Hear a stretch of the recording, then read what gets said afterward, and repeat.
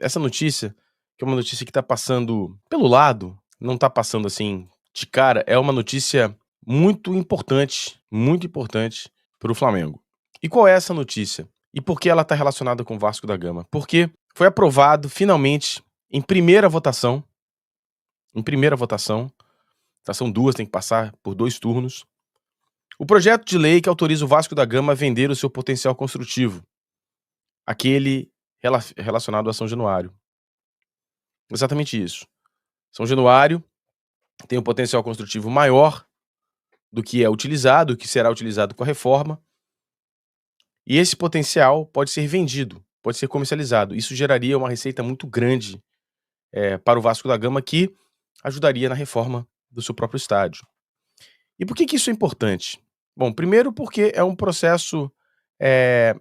processo que vai passar, que passa também pelo Flamengo. O Flamengo está pleiteando algo muito similar na sua sede, na sede da Gávea. Também um terreno de 73.000 metros quadrados, ou apenas 35.000 metros quadrados de área construída, e o Flamengo estima que pode transferir até 500 milhões de reais. Ou seja, é uma quantia importante. Compraria o terreno, por exemplo, do gasômetro. Ou então seria 1/3 do valor da obra, né? A Câmara dos Vereadores da cidade do Rio de Janeiro aprovou na quinta-feira, em primeira discussão, ou seja, tem mais uma sessão, o projeto de lei do potencial construtivo da reforma de São Januário, estádio do Vasco. Até aí, tudo bem. Todos os 45 vereadores que votaram foram a favor. Não tem esquerda, não tem direita, não tem centro, todo mundo votou a favor. O projeto foi aprovado, mas ainda passará por uma segunda discussão na Câmara. Ainda haverá a terceira audiência pública sobre o potencial construtivo da reforma de São Januário, que será realizada no estádio na próxima terça-feira, 19 horas. Esse é um projeto importante, diz Carlos Caiado, presidente da Câmara. Esse é um projeto importante não só para o Vasco, mas para toda a cidade, disse o presidente da Câmara. Depois da terceira audiência pública, o projeto será novamente votado na Câmara dos Vereadores, em segunda discussão.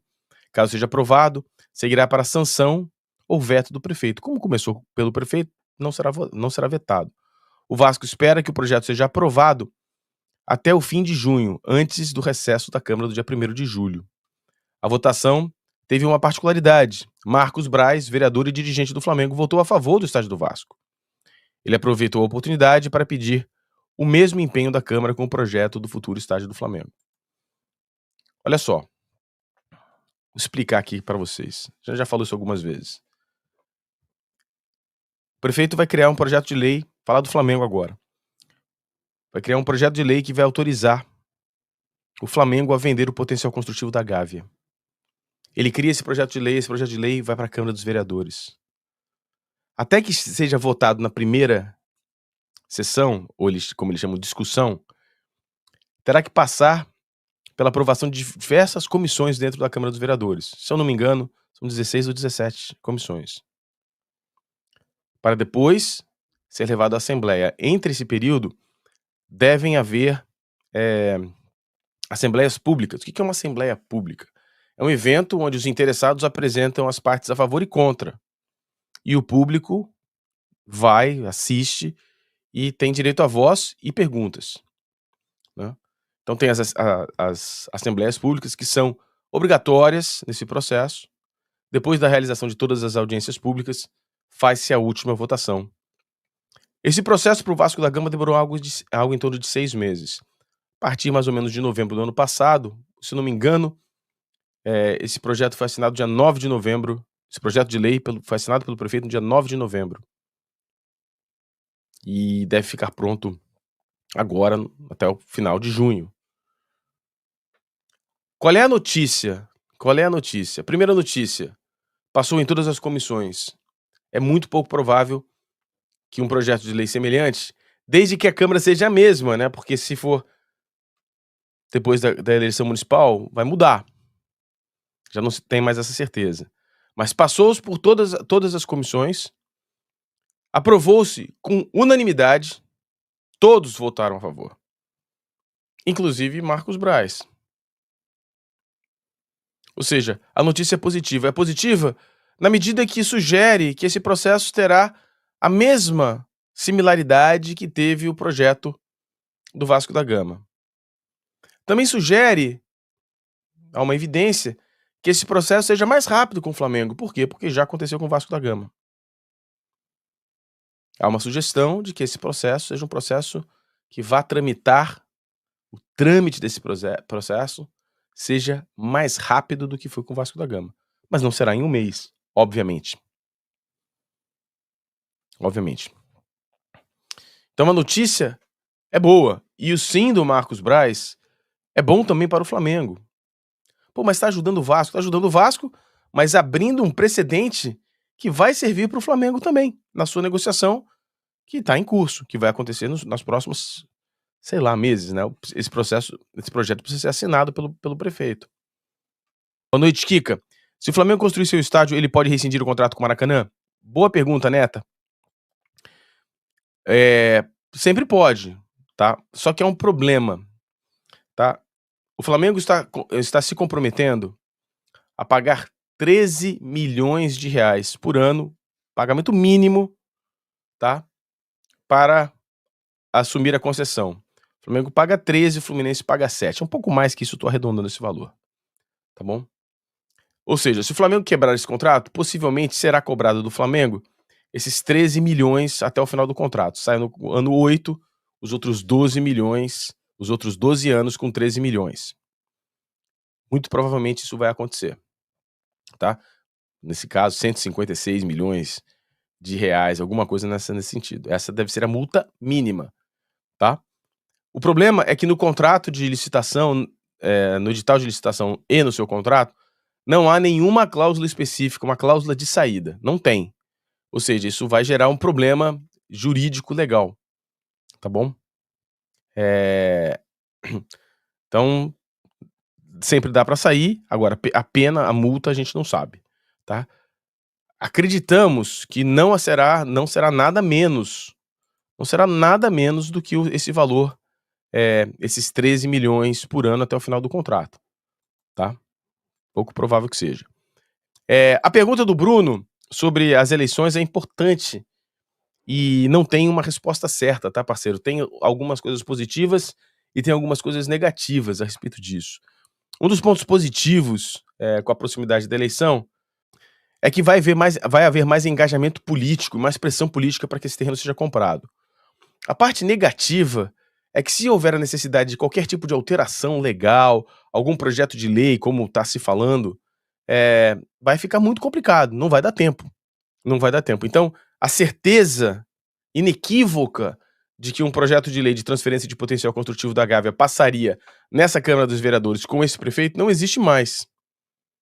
Não existe mais. Vai mudar, né? Então tem eleição, então muda o quadro. Acho que não deve mudar muito, mas eu acho que é possível que tenha alguma alteração. Então, tem o lado positivo e tem o lado negativo. Agora, eu já fiz uma live aqui, que eu até recomendo que você assista, Bruno, se você ainda não assistiu. Eu sei que não é exatamente o que você perguntou, mas vai no bojo dessa resposta. Que é o uso político da compra e do estádio do Flamengo, né? Naquela ocasião, é uma live inteira sobre isso. Naquela ocasião, eu disse, e eu repito, eu não tenho problema nenhum, pessoal, com algum político, alguém que seja candidato a alguma função pública, posição pública, se candidate sob o grande guarda-chuva do estádio do Flamengo. Agora, há um limite muito sério. Por exemplo, um deputado federal, ou um futuro deputado federal, tem um alcance pequeno nesse processo. Eu vou contar uma história para vocês, é só uma analogia. Como vocês sabem, ou a grande maioria de vocês, eu trabalhei muitos anos no mercado imobiliário. Eu tenho Cresce, ou melhor, eu tive Cresce, né? Provavelmente caducou, porque eu não pago faz anos. Eu tive Cresce, nunca fui um corretor de imóveis. Mas tinha Cresce porque alguns dos trabalhos que a gente fazia eram pagos através de comissão.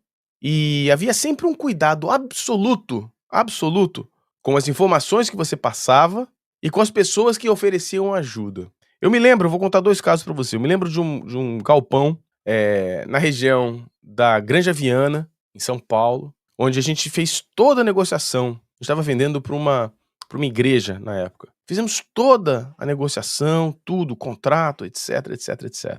Na penúltima reunião, nós recebemos um telefonema de uma pessoa que estava nos convidando para reorganizar uma reunião, a gente já tinha uma reunião marcada, mas para reorganizar essa reunião, para falarmos de uma cláusula que estava pendente. Nós, inocentemente, eu e meu chefe à época, aceitamos, fizemos a reunião, resolvemos o problema, assinamos o contrato alguns dias depois, fomos pagos. E algumas semanas depois a gente recebeu um processo, porque essa pessoa era um corretor de imóvel e ela estava justificando a participação dela na resolução. E essa pessoa não fez absolutamente nada, exceto marcar a reunião.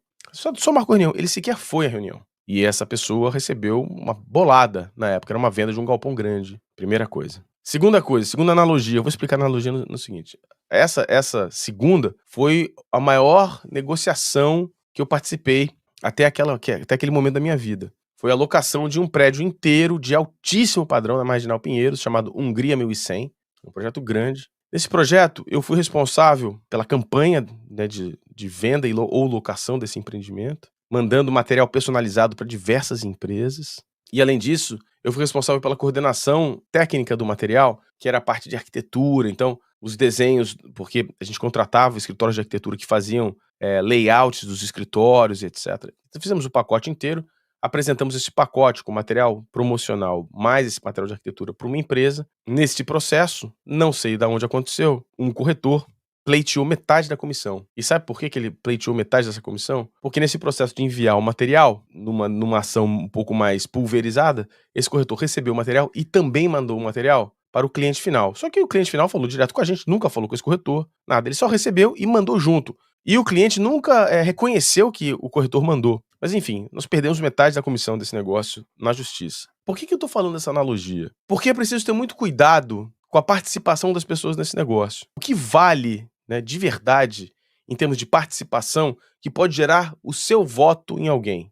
Aí eu não vou falar nada, você que faz a análise. Se você acha que a participação do fulano de tal é fundamental para o negócio, então beleza, então eu vou votar nesse cara porque ele tá ajudando de fato. Mas sejam críticos, tá? Porque vocês vão ver muitas pessoas que durante muitos anos nunca fizeram nada, ou poderiam ter feito muito mais, e estão aparecendo no finalzinho do processo de compra, não é nem de aprovação do projeto, de compra do terreno para conseguir o seu voto. Mas isso é uma coisa sua, pessoal, eu não quero me meter nisso. Eu só estou dizendo o seguinte, eu sou muito criterioso, e aqui a gente dá muito pouco espaço para as pessoas que a gente não tem a confiança plena de que de fato estão ajudando o processo, não estão ali para se beneficiar politicamente desse processo. E falando em benefício político, eu não sei se é o caso, mas não há uma explicação racional e lógica para a criação de uma comissão na Câmara dos Vereadores para ajudar no processo de compra de um terreno entre duas entidades teoricamente privadas, um clube associativo, que tem o seu CNPJ, e um fundo de investimento imobiliário. Qual é a participação de uma comissão de vereadores composta por 3 vereadores para assim fazê-lo? É uma dúvida que a gente tem. Não há uma explicação racional para isso, tá? Não há uma explicação racional para isso.